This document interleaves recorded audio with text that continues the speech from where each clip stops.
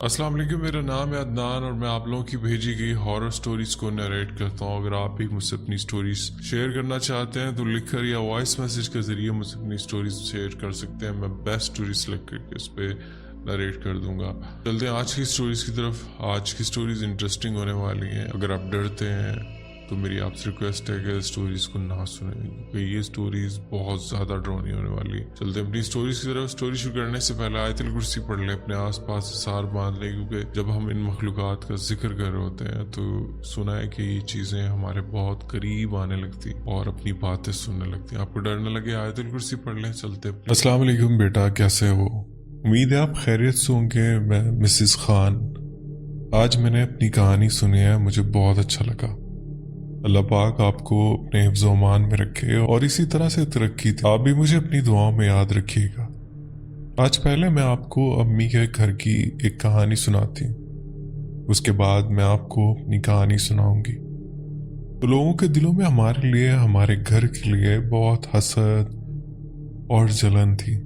एक दफ़ा ऐसा हुआ, मेरे वालिद साहब की तबीयत बहुत ज़्यादा ख़राब हो गई।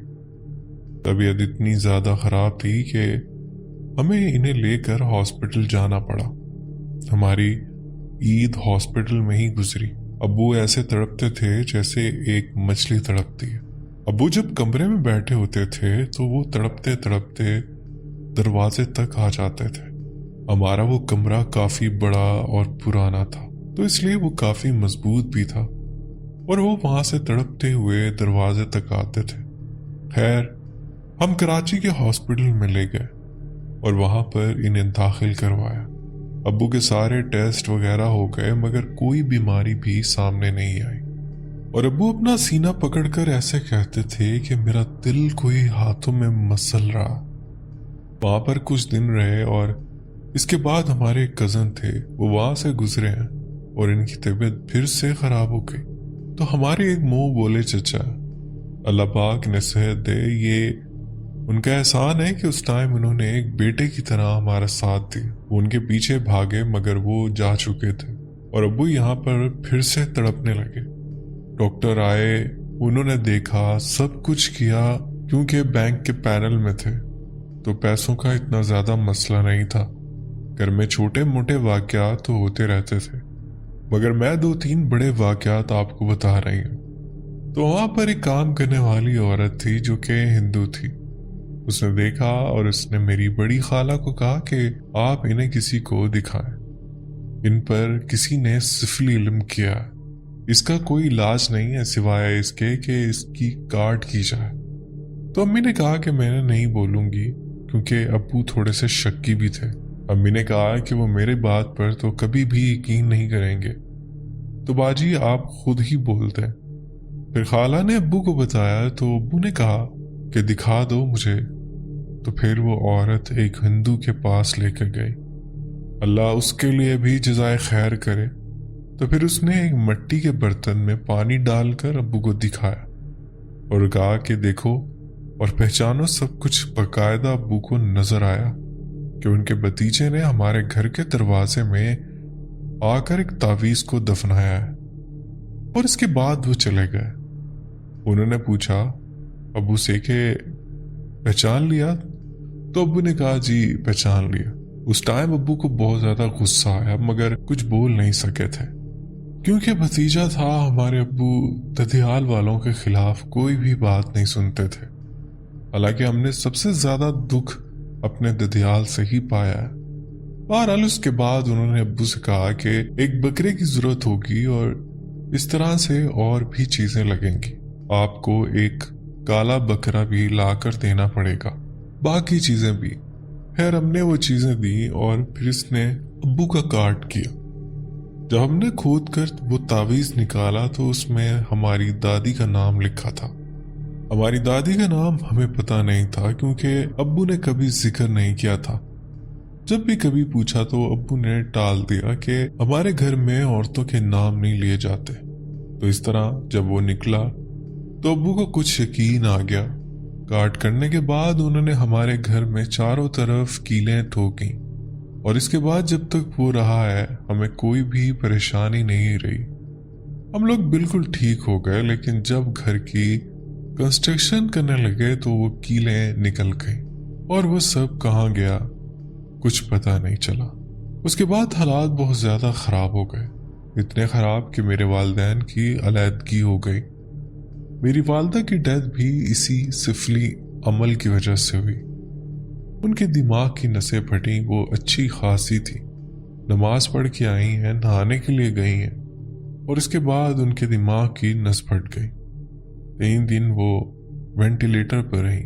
यकदम रबीउल अव्वल सन 2005 को उनका इंतकाल हो गया और उसके ठीक 7 महीने 2 दिन के बाद अब्बू का भी इंतकाल हो गया। तो इस दौरान एक और वाक़या भी हुआ कि हमारे सहन में अमरूद का एक बहुत बड़ा दरख्त था। अम्मी को बहुत शौक था मुर्गियाँ और बतखें पालने का, तो अम्मी इन्हें पालती थी। तो जब ये इल्म किया गया था उसी दौरान रात को हम बिल्कुल ठीक सोए। हमारे अमरूद के दरख्त पर अमरूद लगे हुए थे जो कि बहुत मीठे थे। सुबह जब उठे तो वो पूरा दरख्त कोयले की तरह हो चुका था। अदनान बेटा, आप यकीन करो कि मैंने अपने हाथ से उस अमरूद को तोड़ा, अंदर से काट कर देखा तो बीज तक जल चुका था। और जब मेरे डरबे पर नजर पड़ी तो मेरी चीख निकल गई, क्योंकि वहां पर बत्तख का सीना चौक हुआ था और अंदर से उसके सारे अज़ा निकले हुए थे। उसके बाद हमारी मुर्गी अपना सर उल्टा करके घूम रही थी और फिर धड़ाम से नीचे गिरी और उसकी भी डेथ हो गई। जब अबू का काट किया गया था और वहां पर जो मुर्गा ला कर रखा गया था वो भी इसी तरह से घूमता रहा और इसी तरह से गिरकर मर गया। जेलसी और हसद की हद बहुत ज्यादा थी। इसके बाद मेरी शादी हुई। वो शादी भी एक सरप्राइज ही था, क्योंकि मेरी उम्र 28 साल हो गई थी और मेरी शादी नहीं हो रही थी, क्योंकि मेरे साथ भी कुछ इस तरह के असरात थे और मुझ पर भी सिफली अमल किया गया था। मेरी हालत भी बहुत ख़राब रही और कई दफ़ा तो ऐसा हुआ कि मैं बाहर निकल गई और अब्बू भाई और मेरे कज़न मुझे पकड़ कर लेकर आ रहे। लेकिन मेरी एक अच्छी आदत ये थी कि मैं 5 वक्त की नमाज पढ़ती थी, तहज्जुद भी पढ़ती थी। और जब मुझ पर वार किया गया था तो आपको पता होगा कि हांडी का वार कितना ज़्यादा बुरा होता है, या आपने शायद सुना भी हो। जब ये वार मुझ पर किया गया तो मैं उस टाइम चिल्ले में थी। अल्लाह का शुक्र है कि मैं सार बांध कर विर्द कर रही थी, तो अल्लाह ताला ने मुझे इससे बचा लिया। लेकिन इसके बाद भी 21 दिन तक मगरिब के टाइम मेरी काट की जाती रही, तब जाकर मैं बेहतर हुई। बहरहाल मैं दिसंबर 1996 में शादी हुई और ये बिल्कुल इत्तफाकन हुई, क्योंकि मेरे छोटे दोनों भाइयों के एक एक बच्चे हो चुके थे, एक बेटी और एक बेटा। वो मैंने ही पाले। मैं उनके साथ बहुत ज्यादा अटैच हो गई थी, जिसकी वजह से मैं शादी के बाद बहुत बीमार हुई। और मेरी शादी होकर मैं जिस फ्लैट में गई थी वो वहां पर बहुत मशहूर फ्लैट है, वहां पर जिन्नात के बहुत असरात हैं। तो जिस घर में मैं गई वो बीच वाला पोर्शन था, जिसमें 2 कमरे थे, एक टीवी लाउंज था। एक कमरे को मैंने बेड बना लिया और एक कमरे में मैं नमाज पढ़ा करती थी। जब मैं शादी होकर गई थी तो एक भरे हुए घर में से गई थी, मगर वहां पर मैं अकेली थी अपने हस्बैंड के साथ। मुझे अंधेरे से बहुत डर लगता था, मैं बचपन से ही डरी हुई थी, तो इस वजह से मैं अंधेरे में नहीं सोती थी। बहरहाल रमजान का महीना था, मेरे शोहर जीएम थे और रात को वो बहुत तेज से घर आया करते थे, तो मैं अकेले ही घबरा कर अक्सर बाहर निकल आती थी। तो कई बार पड़ोसी ने कहा कि नहीं नहीं भाभी, आप अंदर जाएं, इस तरह बाहर टेरेस पर निकलना अच्छी बात नहीं है। तो मैं वापस आ जाती थी। एक दिन दोपहर का टाइम था, मेरे हस्बैंड काम पर चले गए और मैं बैठी हुई थी। मैं ज़ोहर की नमाज पढ़कर बैठी थी तो एक चीख की आवाज़ आई। एक लड़की बहुत जोर से चीखी। मैं भागते हुए बाहर निकली। एक लड़की हमारे पीछे वाले फ्लैट में रहती थी, वो बगैर दुपट्टे के भागती हुई बाहर आई। मैंने पूछा कि क्या हुआ, तो कहती है कि कमरे में कोई है। बहरहाल मैंने उसे देखा, वहां पर और भी औरतें इकट्ठी हो गई। खैर मैं इसे लेकर आई, अपने कमरे में बिठाया जहां पर मैं नमाज पढ़ती थी, और मैं आयतुल कुर्सी पढ़ती रहती हूँ। ये मेरी बचपन से आदत है। जब से मैंने आयतुल कुर्सी याद की है, कोई भी ऐसा मसला होता है तो आयतुल कुर्सी मेरे मुंह से निकलना शुरू हो जाती, और अगर कोई बहुत ही बड़ा मसला हो तो मैं आयत करीमा पढ़ना शुरू कर देती। खैर मैं वहां पर पढ़ती रही और फिर मुझे ऐसा लगा जैसे कोई एक चीज बहुत ही तेजी से मेरे पीछे से निकली है और उस कमरे की गैलरी से निकलकर बाहर निकल गई। उस लड़की ने बताया कि उसकी भाई और भाभी सो रहे थे। उनका एक पुराना नौकर था और वो भी रंग वगैरह करवा रहा था। वो भी आधा काम करवा के थक के सो गया और वो ड्राइंग रूम में जाकर अपनी भतीजी को लेकर बैठ गई। वो वहां पर टीवी देख रही थी। इतने में वो नौकर उठकर आया। उसकी आंखें बहुत बड़ी और सुर्ख अंगारे की तरह हो रही है और उसको एक वीडियो दे रहा है और कह रहा है कि इसको लगाओ और देखो तुम क्यों नहीं देख रहे, इसे ये दिखाओ। तो उसने कहा कि मैं इस तरह की वीडियो नहीं देखती। उसने गुस्से से कहा कि नहीं तुम देखो, तुम इसे लगाओ। इस तरह से जब वो ज्यादा फोर्स करने लगा, उसके चेहरे के जाविये बिगड़ने लगे तो वो बहुत ज्यादा डर गई और चीख मारते हुए भागकर बाहर आई। फिर उसका भाई वापस पलट कर वहां गया और देखा जाकर वो वैसे ही सो रहा था। उसे उठा कर लेकर आया तो इसने कसम खाकर कहा कि मुझे कुछ पता नहीं है, मैं तो सोया हुआ था, मुझे अभी भाई उठा कर लाया। वो बहुत ज्यादा डर गए और फिर उसकी भाभी ने कहा कि कई दफा ऐसा हुआ है कि मैंने बच्चे को पलंग में सुलाया और मैं किचन में काम कर रही थी। जब मैंने वहां जाकर देखा तो वहां एक की बजाय 2 बच्चियां सो रही थी। अक्सर उनके साथ इस तरह के वाकयात होते रहे। फिर उन्होंने शाम तक वो घर छोड़ दिया। जब मैं इस फ्लैट में थी तो मेरे साथ फर्स्ट टाइम ये वाकया हुआ। मैं सोई हुई थी और साथ में मेरे हस्बैंड भी सोए थे। तो मैं उठी।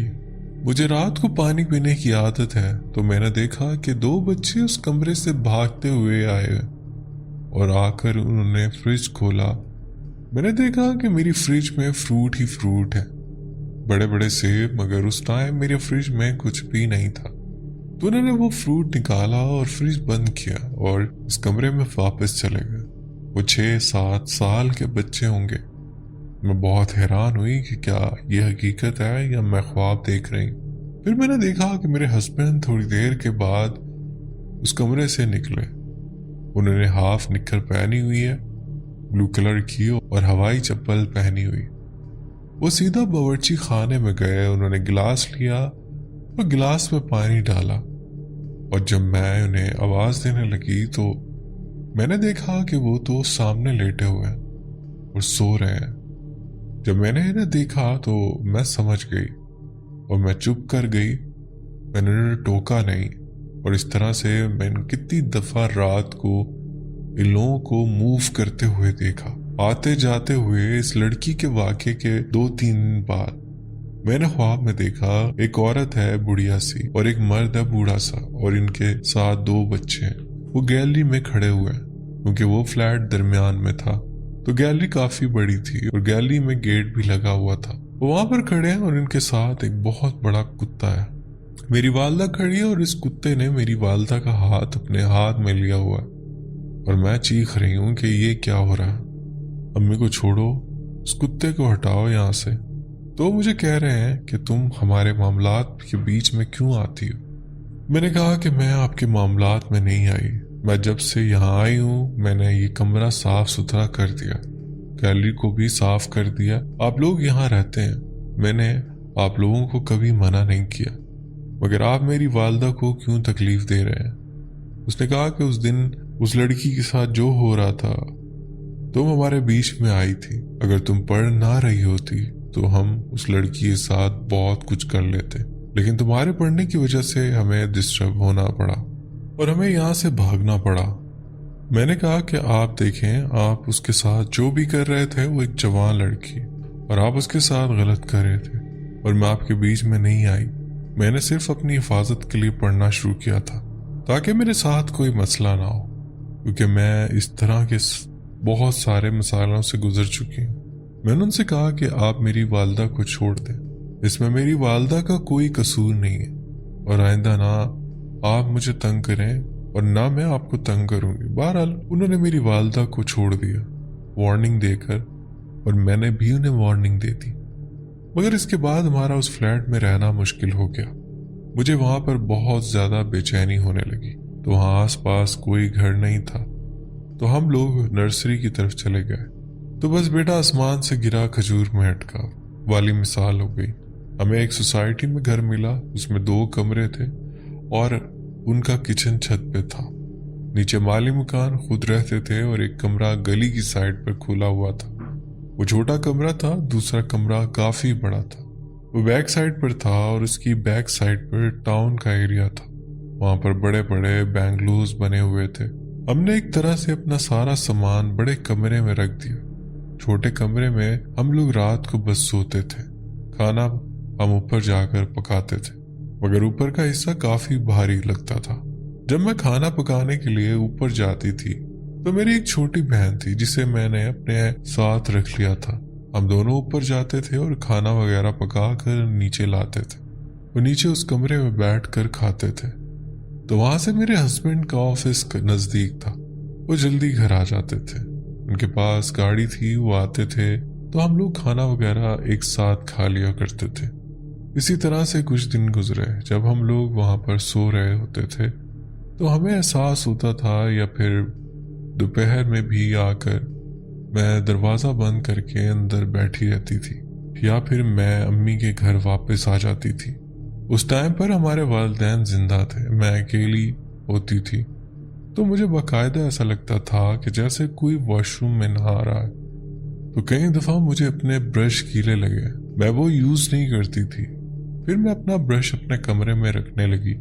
बड़े कमरे के पीछे एक खिड़की थी जिसमें एक बड़ी सी जाली लगी हुई थी। तो उसके पीछे का घर बिल्कुल खाली पड़ा हुआ था और बहुत ज्यादा हॉन्टेड लगता था। मगरिब के बाद भी वहां पर कोई लाइट नहीं जलती थी और उसमें बहुत बड़े बड़े केले के दरख्त लगे हुए थे, नारियल के दरख्त थे। तो वहां पर रहते हुए एक वाकया तो ये हुआ कि एक ऐसा बच्चा पैदा हुआ जिसने पैदा होते ही बोलना शुरू कर दिया। तो सब लोग देखने के लिए गए। तो जो मालिक मकान थी उसने कहा कि चलो हम भी देखने के लिए चलते हैं, मगर मेरी बहन ने कहा कि नहीं, हम नहीं जा सकते।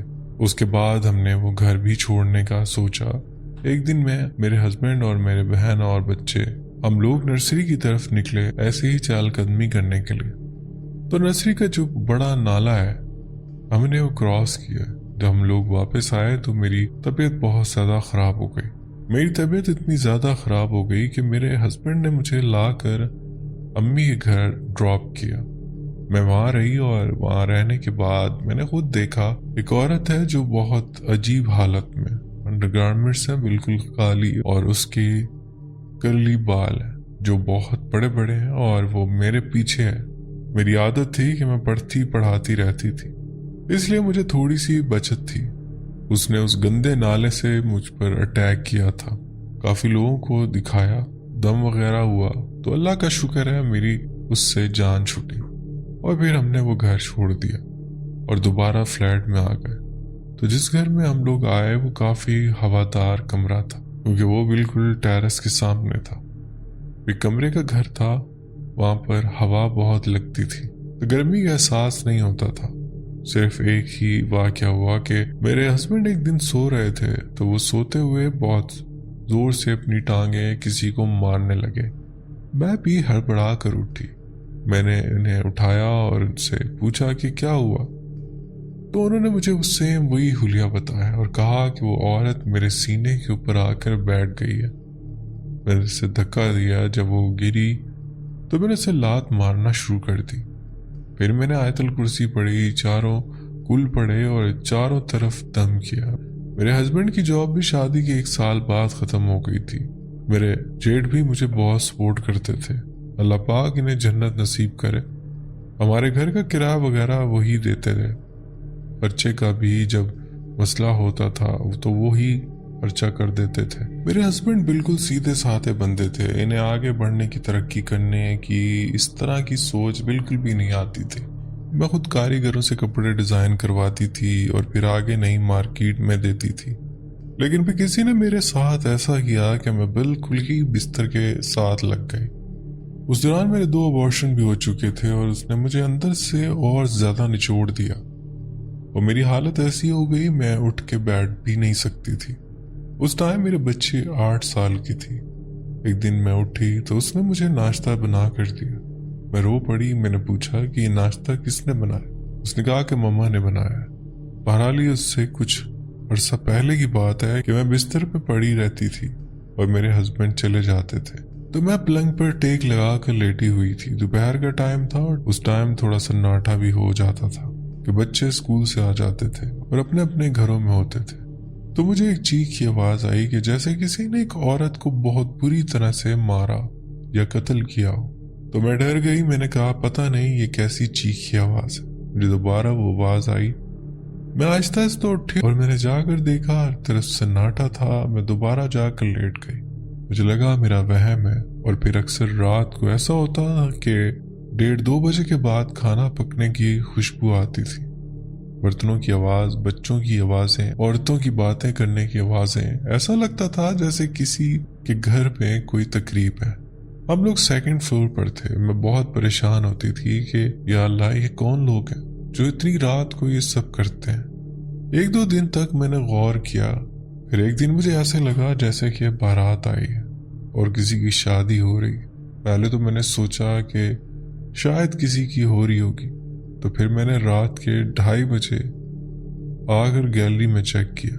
वहां से सब कुछ साफ साफ दिखाई देता था, लेकिन आप यकीन करें कि किसी घर में कोई लाइट नहीं जल रही थी।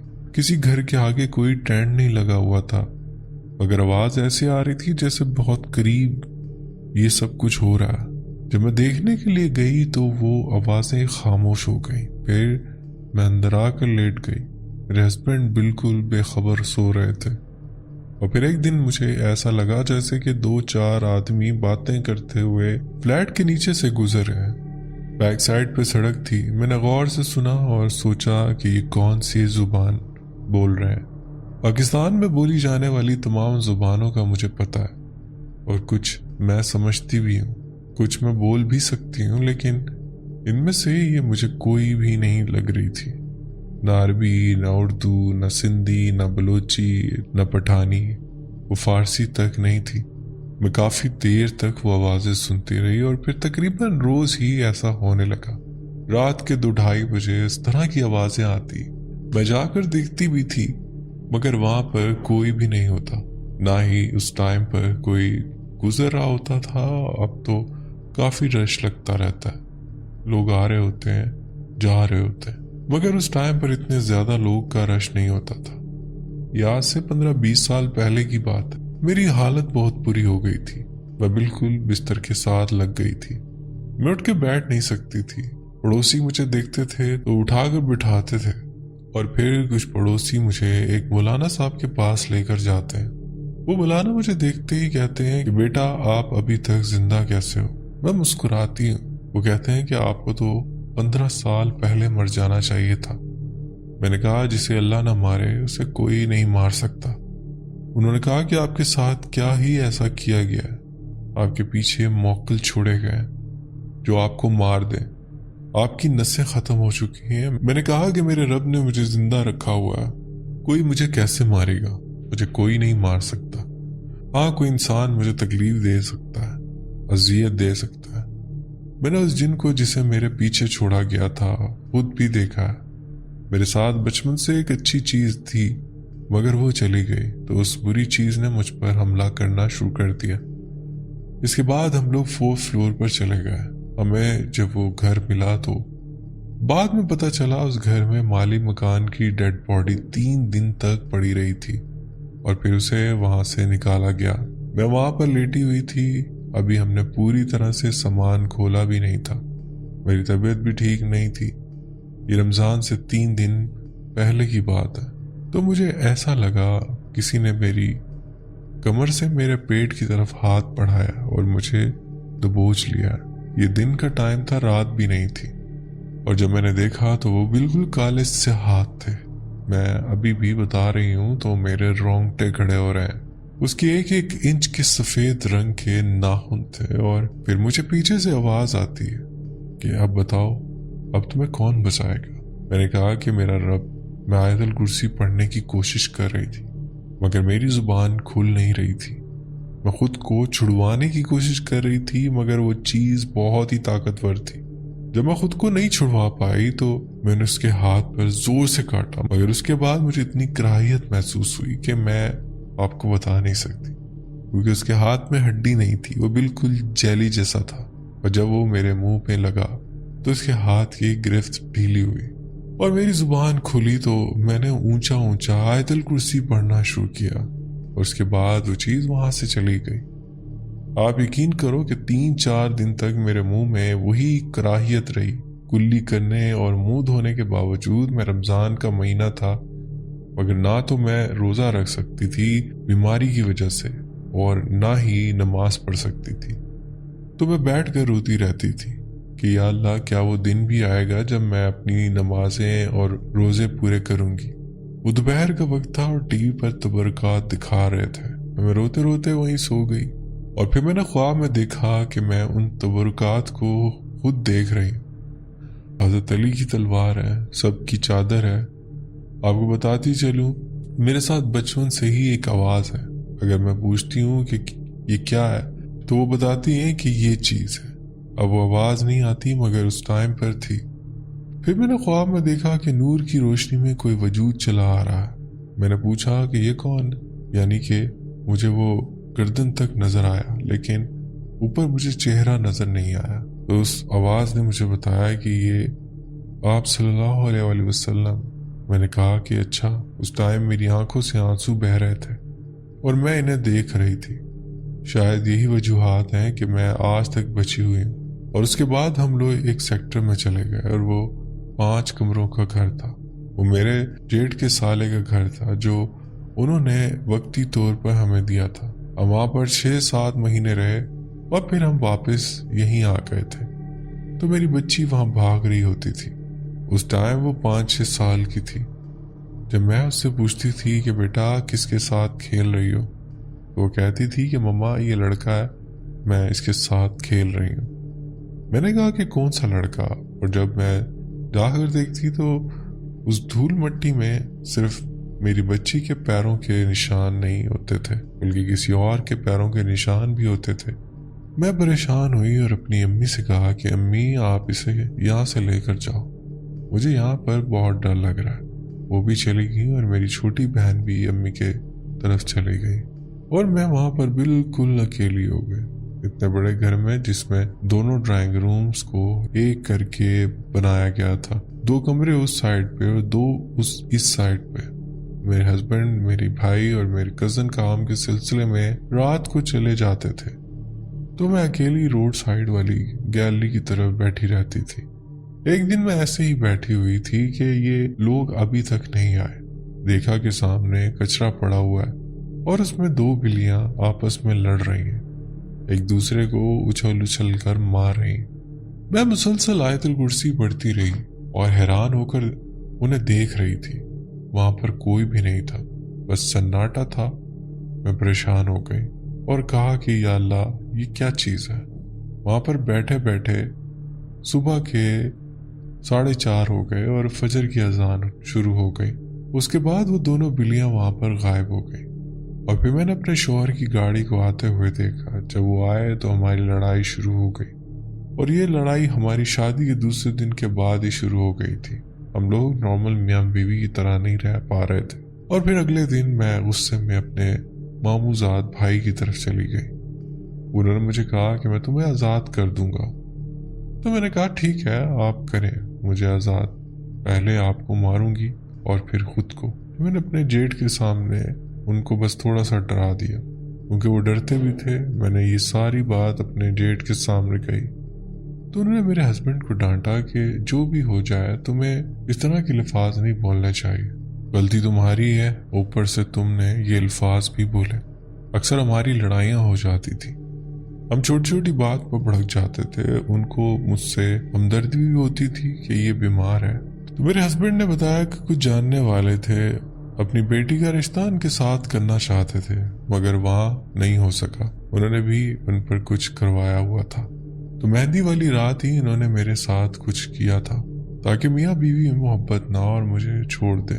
इसके अलावा मेरी ननिहाल और मेरे ददियाल से भी बहुत चीज़ें की गई थी। شادی کے 2-3 دن بعد جو میں بستر سے لگی تو میں آج تک بستر سے اٹھ نہیں پائی۔ اس حالت میں بھی میں نے اپنے کاروبار کو آگے بڑھانے کی کوشش کی، مگر مجھے مارکیٹنگ کے لیے کوئی نہیں ملا، جس کی وجہ سے میرا سارا کاروبار تباہ ہو گیا۔ بس اپنوں نے ہی دھوکہ دیا۔ ایک کے ہاتھوں بیوقوف بنے تو 9 تولے کا زیور بک گیا، دوسرے کے ہاتھوں بیوقوف بنے تو گاڑی بک گئی۔ انہوں نے آج تک وہ پیسے ہمیں نہیں لوٹائے، ہم نے اللہ پر چھوڑ دیا۔ میرے ہسبینڈ نے کہا کہ قیامت کے دن میں خود ان کا گریبان پکڑوں گا۔ میرے ہسبینڈ کو فوت ہوئے 6 سال گزر چکے، وہ سائیکو پیشنٹ بن چکے تھے، اور وہ کہتے تھے کہ مجھے ایسا لگتا ہے جیسے کوئی میرے سر کو خاردار تاروں سے جگڑ رہا ہے۔ تو اس طرح کی ساری چیزیں میرے ساتھ کی گئی تھی۔ جب میرے ہسبینڈ کی ڈیتھ ہوئی تو مجھے ایسا لگا میرے کاندھوں سے کوئی پہاڑ اتر گیا۔ پھر میں نے سوچا کہ میں نے اپنی زندگی کے 20-22 سال کہاں گزار دیے۔ میں تو اتنی ایکٹیو اور سوشل لڑکی تھی۔ میں ہومیوپیتھک ڈاکٹر ہوں، میرے ڈاکومنٹ پھنسے ہوئے ہیں جو مجھے آج تک نہیں ملے۔ میں باہر نکل کر کام کرنے والی اور گھر بھی سنبھالنے والی، اور یہ شادی کے بعد مجھے کیا ہو گیا؟ میں نے جس کو بھی دکھایا سب نے یہی بتایا کہ آپ کے ساتھ جلن اور حسد میں یہ سب کیا گیا۔ کبھی کبھی ایسا ہوتا تھا کہ میں لیٹی ہوتی تو مجھے محسوس ہوتا کہ کسی نے مجھے پاؤں سے پکڑ کر گھسیٹ دیا، اور میں ایک دم سے اٹھ کر بیٹھ جاتی۔ جب مجھے جھٹکا لگتا تھا تو میرا پورا پلنگ ہل جاتا تھا۔ میرے ہسبینڈ مجھ سے پوچھتے تھے کہ تمہیں کیا ہوا تھا، تم اس طرح سے پاؤں کو جھٹکے دے رہی تھی؟ تو میں کہتی تھی کہ کچھ نہیں۔ میں انہیں نہیں بتاتی تھی کیونکہ وہ تھوڑا سا ڈرتے تھے۔ تو ایک دفعہ ایک برانڈ والوں کا کوئی فنکشن تھا، ان کے جو آنر تھے وہ میرے ہسبینڈ کے دوست تھے۔ ہم پی سی ہال سے واپس آ رہے تھے تو راستے میں قبرستان اور مزار ہے۔ جیسے ہی ہم نے وہاں سے ٹرن لیا تو وہاں پر ایک 5-6 سال کی بچی کھڑی ہو کے رو رہی تھی۔ رات کے 2:30 کا ٹائم تھا تو میرے ہسبینڈ گاڑی روکنے لگے۔ میں نے کہا کہ گاڑی نہیں روکنا اور سیدھا بھگاؤ۔ انہوں نے کہا کہ کیوں؟ میں نے کہا کہ بس چلو، وہ کہتے ہیں کہ بچی رو رہی ہے۔ میں نے کہا کہ رونے دو، آپ یہاں سے چلو۔ پھر جب ہم لوگوں نے کار پارکنگ میں گاڑی روکی تو میرے کاندھے اتنے بھاری تھے کہ مجھ سے چلنا مشکل ہو رہا تھا، مگر میں آیت الکرسی اور چاروں کل پڑھ کر خود پہ، اپنے شوہر پہ، بہن پہ اور اپنی بیٹی پر پھونکتی رہی۔ اس کے بعد ہم گھر آ گئے۔ میرے ہسبینڈ بار بار مجھ سے پوچھیں کہ بات کیا ہے۔ میں نے کہا کہ میں آپ کو صحیح بتاؤں گی، اور پھر میں نے صبح اٹھ کر ان سے کہا کہ دوبارہ کبھی بھی ایسا مت کیجیے گا، یہ چھلاوے ہوتے ہیں، یہ انسان کو بہت تنگ کرتے ہیں۔ میرے خالو کی ڈیتھ اسی طرح ہوئی، اور رات میں چوکیداری کیا کرتے تھے، وہ بینک میں جاب کرتے تھے۔ ایک دفعہ وہ سائیکل پر جا رہے تھے کہ انہیں ایک روتا ہوا بچہ نظر آیا۔ انہوں نے اس بچے کو اٹھایا اور پوچھا کہ آپ نے کہاں جانا ہے، آپ کا گھر کہاں ہے؟ اس نے اشارے سے بتایا، مگر جیسے ہی انہوں نے اسے گود میں اٹھایا تو ایسا محسوس ہوا جیسے انہوں نے کسی پہاڑ کو اٹھا لیا۔ جب انہوں نے دیکھا تو اس بچے کے پاؤں زمین پر تھے، مگر وہ بچہ ان کی گود میں تھا، تو وہ اسے پھینک کر وہاں سے بھاگے۔ گھر آئے تو انہیں بخار ہو گیا۔ 1 ہفتے کے اندر ہی ان کی ڈیتھ ہو گئی۔ امی نے بات مجھے بتائی تو میں نے اس سے کہا کہ کبھی بھی راستے سے رات کے 2, 2:30, 3 بجے کوئی بچہ یا بڑا ہو تو گاڑی بالکل بھی نہیں روکنی، یہ جنات اور چھلاوے ہوتے ہیں۔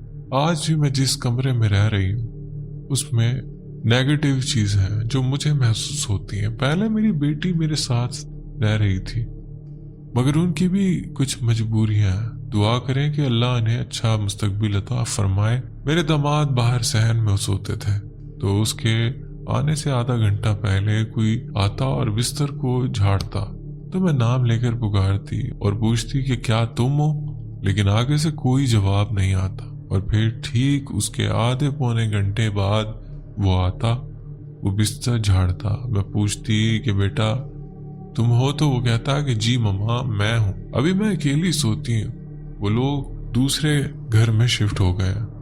اللہ پاک انہیں اپنے گھر نصیب کرے، آمین۔ اس طرح کے بہت سے واقعات ہوئے میرے ساتھ، میری والدہ کے ساتھ، میرے والد کے ساتھ، مگر یہ جو سفلی علم تھا اس نے مجھے اندر سے کھوکھلا کر دیا۔ اب مجھے ہارٹ کا بھی مسئلہ ہے، شوگر کا بھی۔ ویسے تو میری دونوں آنکھوں میں لینس ہے، مگر میری رائٹ आंख पर जाला आया हुआ है और उसके ऊपर भी मोतिया आ गया। मैं पानी दम करके पीती हूँ, शायद इसीलिए मैं अभी तक बची हुई हूँ। 6-6 महीने गुजर जाते हैं, मैं घर से बाहर नहीं निकलती। एक अजीब सा खौफ महसूस होता है बाहर निकलने से। हालांकि ये सब करवाने वाले जो लोग थे, इनमें से तो आधे मर भी गए हैं। मैंने कहा कि अल्लाह पाक, मैंने माफ किया इन्हें, अब तू जाने और तेरा काम। आज मैं घर से बेघर हूँ। सारी फैमिली में मैं सबसे ज्यादा बेहतर थी। मेरे खालू मेरी बहुत इज्जत करते थे, मुझसे बहुत प्यार करते थे कि ये लड़की बहुत टैलेंटेड है, घर का काम भी करती है, पढ़ भी रही है। मैं अपने ननिहाल और ददियाल में पहली लड़की ग्रेजुएट हूँ, इसलिए मेरे खालू मेरी बहुत इज्जत करते थे कि इसे सारे काम आते हैं, सिलाई कढ़ाई खाना पकाना। तो शायद इस वजह से खानदान में जेलसी पैदा हो गई थी कि हमारे बेटों की कोई तारीफ नहीं करता, मगर उसकी तारीफ क्यों करते हैं पता नहीं। ऐसा क्या था कि मेरी फैमिली की खवातीन ने हमेशा मुझे डिग्रेड किया। मैं किसी को कोई जवाब नहीं देती थी। फिर अम्मी अब्बू की लड़ाई झगड़े, ये सब कुछ देखकर मैं बिल्कुल साइको पेशेंट बन गई थी। अब भी मुझे ऐसा लगता है कि मैं बहुत ज्यादा स्ट्रेस का शिकार हूँ, क्योंकि मैं बिल्कुल अकेली हूँ। रात में भी कोई नहीं होता, दिन को कभी कभार बच्चे आ जाते हैं, खेलते कूदते शोर करते हैं, तो मेरे सर में दर्द शुरू हो जाता है और फिर मेरा दिल करता है कि मैं यहाँ से निकलकर कहीं भाग जाऊं। जंगल में कोई ठिकाना हो तो मैं वहां पर चली जाऊं। मेरे अपनों ने मुझे तोड़ कर रख दिया। मैंने सबके साथ ही बहुत अच्छा किया, मेरे साथ कभी किसी ने अच्छा नहीं किया। मैं जिसके लिए अच्छा करती हूँ उसकी नज़र में मैं बुरी हूँ। आज मुझे अपनी माँ की कमी बहुत शिद्दत से महसूस होती है। मेरे तो बहुत बड़े बड़े ऑपरेशन हुए हैं और इसके बाद मैं उठकर खड़ी हो गई हूँ। डॉक्टर कहते हैं कि इतने बड़े ऑपरेशन के बाद भी उठकर चलना फिरना बहुत बड़ी बात है। जब मुझे ऑपरेशन थिएटर से लाकर कमरे में लिटाया जाता तो मुझे होश आता, तो मुझे ऐसा लगता है कि मेरी माँ मेरे सिरहाने बैठी है और मेरे बालों में उसी तरह से कंघी कर रही है। मैं अब भी अपने माँ को महसूस करती हूँ। मुझे पता है मेरे वालिदैन जहाँ भी हैं वो बहुत अच्छी जगह है। मेरा एक जवान भाई चला गया, उनके लिए दुआ करती हूँ कि अल्लाह उन्हें जन्नत फिरदौस में बुलंद मकाम अता फरमाए और हमारे लिए भी वो रास्ते खोल रखे। मेरी नंद का बेटा और मेरे जेठ का बेटा, अल्लाह पाक उन्हें खुश रखे और वो आज भी मेरा उसी तरह से साथ देते हैं जिस तरह से मेरा जेठ और मेरी नंद मेरा साथ देते थे। घर का किराया, बिजली का बिल, ये सब उन्हीं की वजह से हो रहा। मैं आज भी खुद से कोई काम करने लगती हूँ तो मुझसे वो काम नहीं होता। बीच में मैंने सोचा कि मैं कुछ कपड़े सिलाई कर लूं, लेकिन मैं वो भी नहीं कर सकी। ऐसा लगता जैसे किसी ने बिल्कुल मेरे हाथों को बांध रखा है। मैं बस ये कहना चाहती हूँ कि जिसने भी मेरे साथ ये सब किया है वो बुढ़ापे में मेरा पीछा छोड़ दे। मैं अब थक गई हूँ इन लोगों से और इस जिंदगी से भागते भागते। मेरे 2 भाई भी बहुत शदीद बीमार हैं। मैं मौत के बिल्कुल करीब हूँ और मैं चाहती हूँ कि मुझे जिंदगी के कुछ पल सुकून से मिल जाए। बस बेटा दुआ करना अल्लाह ताला मुझे ईमान के साथ इस दुनिया से उठाएं और हमें उन 70,000 लोगों में शामिल करें जो बगैर किसी सवाल जवाब के जन्नत में जाएंगे। अल्लाह पाक आपको बहुत खुशियाँ दे और आपके बच्चों के नसीब अच्छे करे। और मेरी दुआएं अपने सब बच्चों के लिए हैं। आज मैं अपने दिल की सारी बातें आपसे कह रही हूँ। अगर आपको ये कहानी अच्छी लगे तो शामिल जरूर करिएगा। अल्लाह हाफिज। तो बहुत शुक्रिया, आपने तफसीलन अपनी स्टोरी हमसे शेयर की। अल्लाह पाक आपके मामलात आसान करे और बिल्कुल हमें अपनी दुआओं में याद रखिएगा। और जितने लोग भी इनकी स्टोरी सुन रहे हैं इनके लिए दुआ करें। दोस्तों उम्मीद करता हूँ आज की स्टोरीज आपको पसंद आई होंगी। स्टोरीज पसंद आई तो वीडियो को लाइक करना ना भूलिएगा। और अगर आप चैनल पर नए तो चैनल भी सब्सक्राइब कर लें, बेल आइकन प्रेस करके ऑल का नोटिफिकेशन ऑन कर लें, जिससे आप मेरी यूट्यूब फैमिली का हिस्सा बन जाएंगे और मेरी स्टोरीज के नोटिफिकेशन आप तक पहुंच जाया करेंगे। मैं बहुत ख्याल रखिएगा, दुआओं में याद रखिएगा। मुझे तो इजाजत, मिलते हैं किसी और इंटरेस्टिंग स्टोरी में। अल्लाह हाफिज।